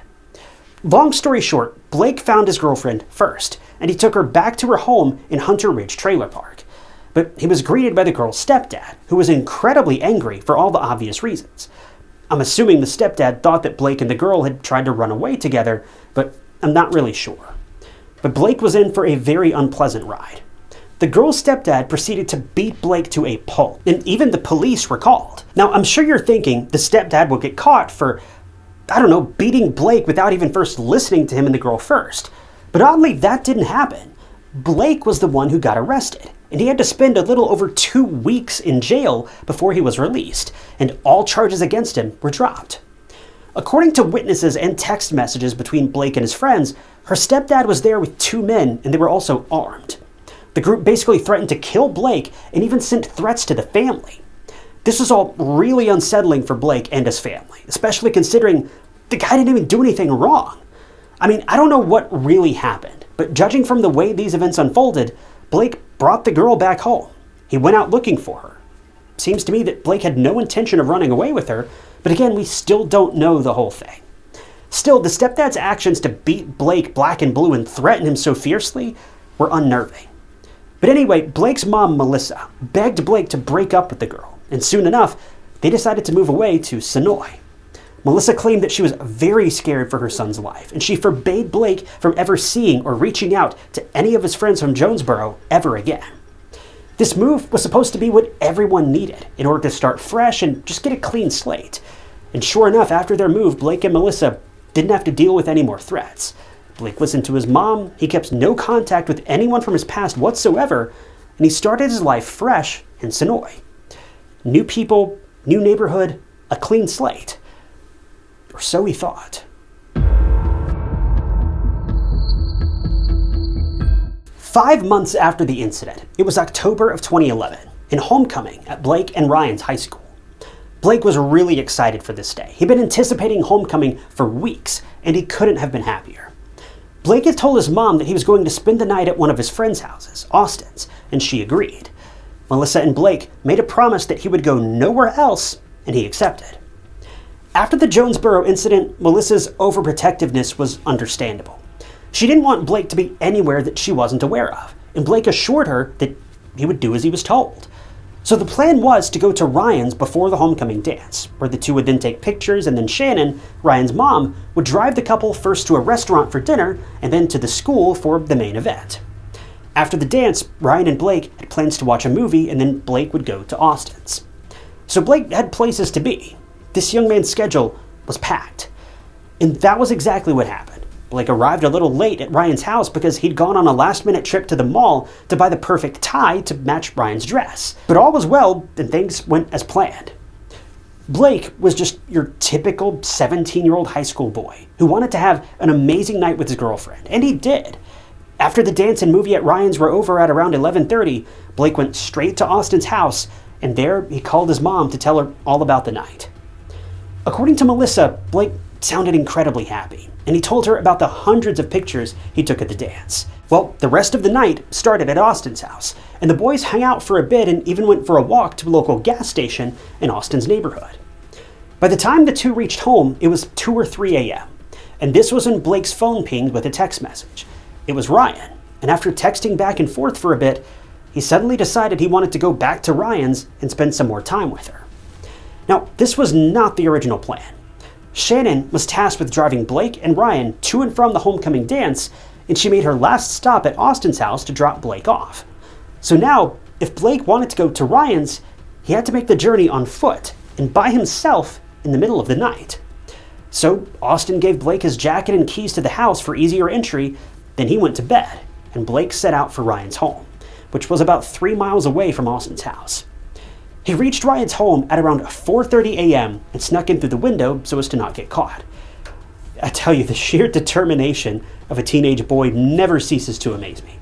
But naturally, Ryan and Blake got caught by Ryan's grandma, and she asked Blake to leave, which he did. Ryan remembered Blake leaving while wearing black pants, a hoodie, and Austin's jacket, and this was around 5 a.m. Blake then trekked back to Austin's house and was texting Ryan along the way. He also texted Ryan's mom, Shannon, and apologized for sneaking into their house. This was a bold move, but again, it seriously just shows you the character of Blake. He made some obvious mistakes, yes, but Blake was legitimately doing his best to try to be a decent person and make things right when he did wrong. Well, a short while later, a few texts to Ryan included Blake telling her how he was stopped by a police officer who had asked for his ID. After this, the last text that Blake sent Ryan was complaining about the cold, and all this took place at about 5:30 a.m. Austin's house was only a couple of miles away from Ryan's, and there were several routes one could take, but Blake never made it back to his friend's house. When morning came, it was actually Shannon who asked Ryan if she'd heard from Blake, but she hadn't. Ryan tried calling and texting Blake, but he wasn't picking up his phone. Shannon then told Ryan to call Austin and ask him about Blake and whether he'd made it home or not. When Ryan called Austin, he was just as worried and surprised. He hadn't seen or heard from Blake either. He'd given Blake his house keys, but at that time, he wasn't there. Ryan's dad and Austin both went out looking for Blake, but returned home with no news. That was when all of them decided to let Melissa know about her son's disappearance. When Melissa got that call bright and early, she was literally floored. If you remember, Melissa had made a promise with Blake to stay at Austin's and not go anywhere until morning. He'd broken that promise, and now he was missing. The police began a search for Blake while Blake's mom and friends were out looking on their own too. Melissa stopped by a nearby gas station and asked if they'd seen Blake anywhere around. The person at the gas station claimed that they saw Blake at around 7:30 a.m., and apparently he'd asked when the store was going to open. The police also conducted searches in the areas where Blake was last seen, close to Ryan and Austin's house, and the path that he was believed to have taken. Meanwhile, investigators also set out to check the last texts and any form of contact Blake had with anyone and everyone. They checked Blake's messages sent to Ryan and Shannon, and what stood out to them the most was the text in which he mentioned that he was stopped by a police officer when he was going from Ryan's house back to Austin's house. Now, the police did check the recent records, and surprisingly, there was no record of any cop on patrol at that time stopping a 17-year-old boy in that path. Usually when a police officer stops anyone and inquires about where they're going and all that, they have to put that on record. That's just kind of how things go. It's standard procedure. So there being no record of stopping Blake at that time, it rubbed the police and everyone the wrong way. Was it possible that this police officer was just casually asking Blake where he was going? Was Blake even sure that the man who stopped him and asked for his ID was even a police officer? Or was it someone pretending to be a police officer? This was really bizarre. Well, in the blink of an eye, days, weeks, and months passed. There was no sign of Blake. The police reached out to the public for any information, and they also put forward a reward for any information on Blake and who could have abducted him. Because even though the police initially treated Blake's case as a runaway, it had been a long time by now, and Blake had not contacted anybody. His phone and belongings were also never recovered. Everything was leading to a dead end. And to make matters worse, the Chappell family was receiving some very weird phone calls. Now, they weren't frequent or anything, but the timing was eerie to say the least. It had been a little over 2 months since Blake had disappeared, when in November of 2011, Melissa received a phone call at home. Sources say it was either an unknown or a blocked number, and when Melissa picked up the phone, no one spoke on the other end. Melissa could make out what she thought was a TV, and the call was long, 5 minutes to be exact, and then the caller just hung up. It could be someone random, or even someone trying to pull a nasty prank, but it was something Melissa couldn't shake off. We don't know if the police managed to trace this call or investigate it any further. If this was a prank, then it was a very mean one, and people seriously need to grow up and stop picking on worried and bereaved families like this, because if it was a prank, this isn't the first time we've covered something like this. But if it wasn't a prank call, then could it be someone who knows about Blake?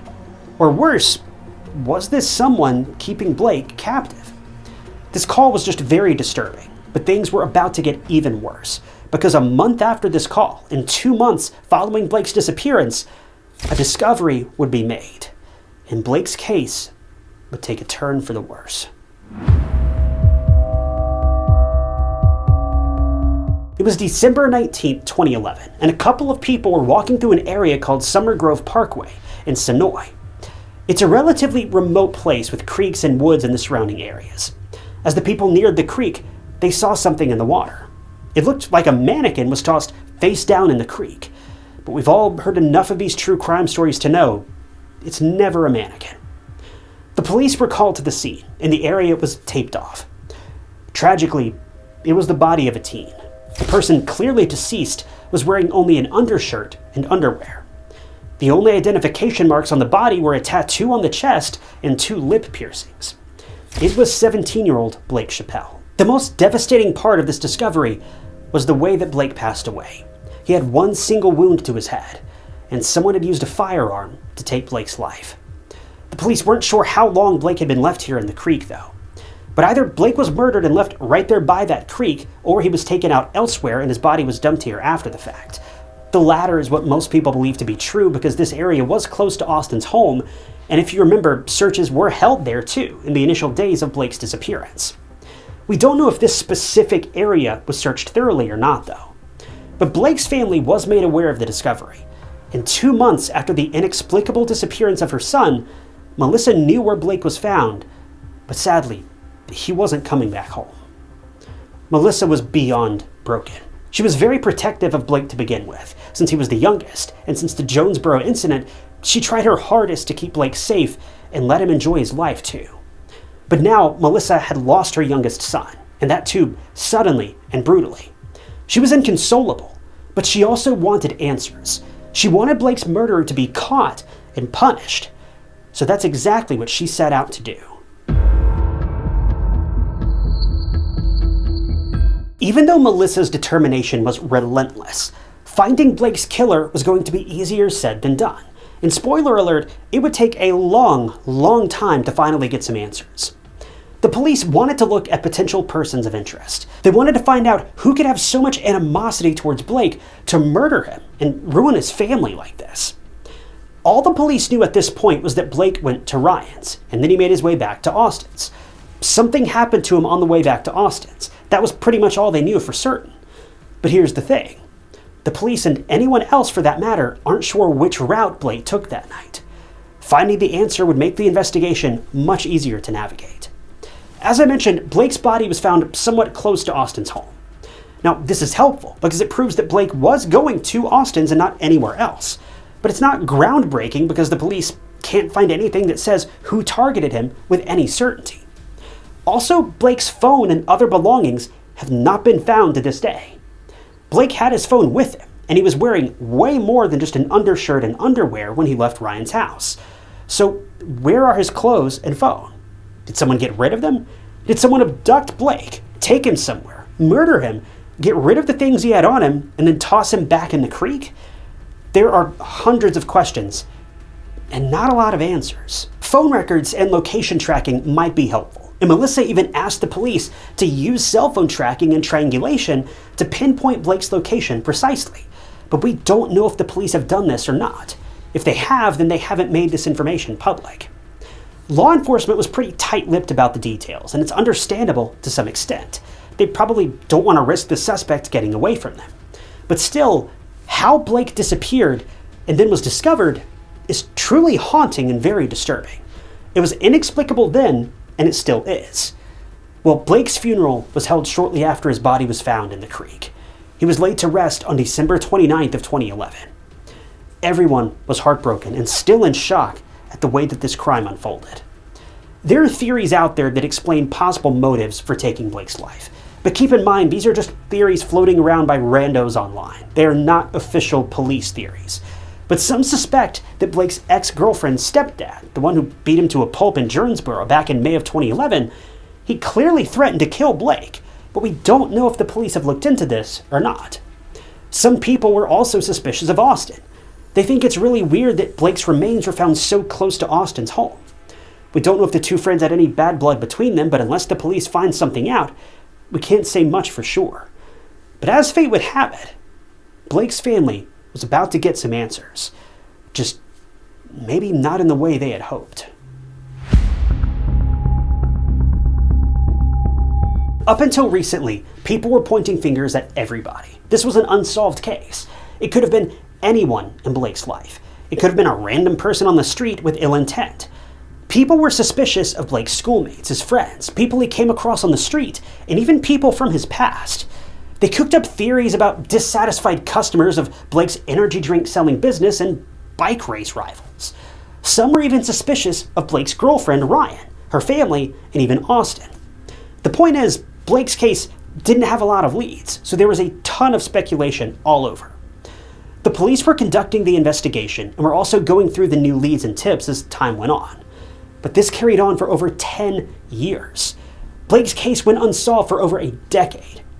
Can you imagine being in Melissa's shoes and having to live every single day for 10 plus years not knowing why your son was stolen from you or who even did it? The determination to get justice for Blake was honestly the only thing that kept Melissa putting one foot in front of the other. It was hard, to put it lightly, but she did it regardless. She made sure that Blake's case was never forgotten. She made public appearances, slapped Blake's name and case on billboards, and regularly reached out to the police for updates and information. She said, quote, "I just want to know why. Just allow us to have some peace. He was an innocent child. He did nothing wrong." Well, in March of 2024, new evidence finally surfaced, and the police, along with the Georgia Bureau of Investigation, combed through it. And as a result, 3 arrest warrants were issued in the Sharpsburg area. Again, the Newton police and GBI were very vague with the details, but they were definitely on to something, because almost 15 years following Blake's disappearance, in September of 2025, the police had arrested someone in relation to Blake's murder. The person they arrested was 38-year-old Scott Elliott Smith. The police clarified that Scotty was declared a person of interest when they were investigating a new lead. He was not previously investigated when Blake disappeared and was found back in 2011. When the police finally interviewed Scotty, he confessed to murdering 17-year-old Blake. Scotty was subsequently charged with murder, aggravated assault, tampering with evidence, possession of a firearm during commission of a crime, and even concealing a death. The police are still investigating a possible motive for the murder, though. And in the meantime, Scotty is being held behind bars in the Coweta County Jail.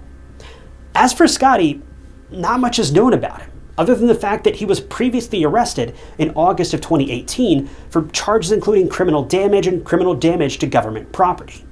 He was released from prison in July of 2020.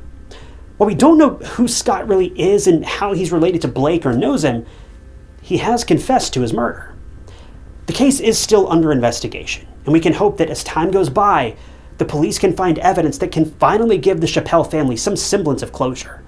But unfortunately, I think we all know that people like this, they rarely ever reveal their true motive. It's highly likely that even after spending years with trials, hearings, sentences, and other ins and outs of cases like this, it's still highly likely we will never know why exactly Blake lost his life that day. But I sure hope I'm wrong.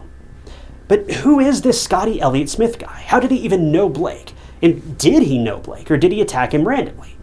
Well, I saw one fringe report that claims a news reporter suggested that Blake and his killer did not know each other personally. But this information has not been confirmed by the police. All we know for certain is that Scott was 7 years older than Blake, but how they came into contact that night, we may never know. In the months since these reports and confessions came out, there's been a ton of finger-pointing online. Some claim that the crime was fueled by illegal substances, but I found no reports suggesting that Blake was involved in anything like that. I even managed to dig up a few comments from Blake's family after this report came out, and they spoke about him at length on a Reddit post, but even they have no idea who this Scott guy is or what his relationship was with Blake, if he had one at all. At the end of the day, it's just tragedy on top of tragedy. I just hope that in due time, Blake's family will be able to find the answers that they've been begging for, because almost 15 years, that's long enough.